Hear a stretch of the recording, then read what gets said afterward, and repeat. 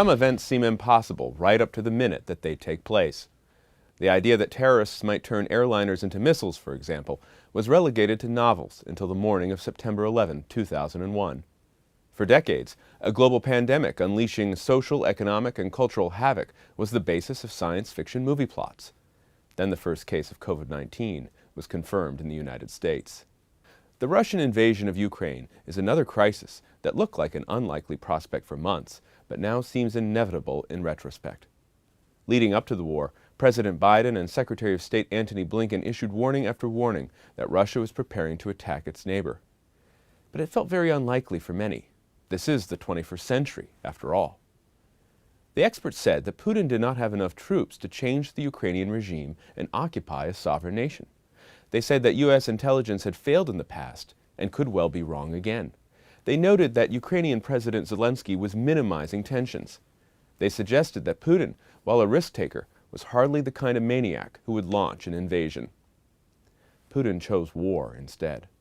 He followed the logic he had made explicit many times before, that Ukraine is an illegitimate nation-state standing in the way of the historical unity of Russians and Ukrainians. Despite Biden's continued threat of sanctions, despite French President Macron's shuttle diplomacy, Putin remained unmoved.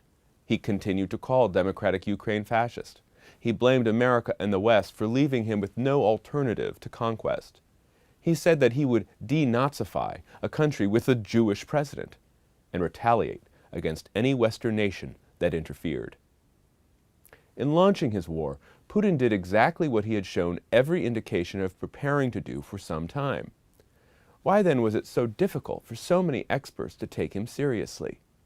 Why did so many of us look with incomprehension and disbelief upon his statements and actions in the final days before the beginning of his special military operation? Why were we unable to assimilate into our picture of reality a dictator who would coldly unleash violence on 44 million men, women, and children? When autocrats resort to violence, citizens of democracies that enjoy the rule of law are often shocked. For us, organized violence is rare. Terrible outcomes are relatively uncommon. We rarely believe what our own elected officials say. Why should we take seriously the ravings of despots?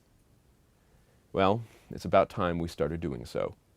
After Ukraine, we know that tyrants mean it when they make audacious claims and demand remarkable concessions. They are not making empty threats. Many of us are just not listening.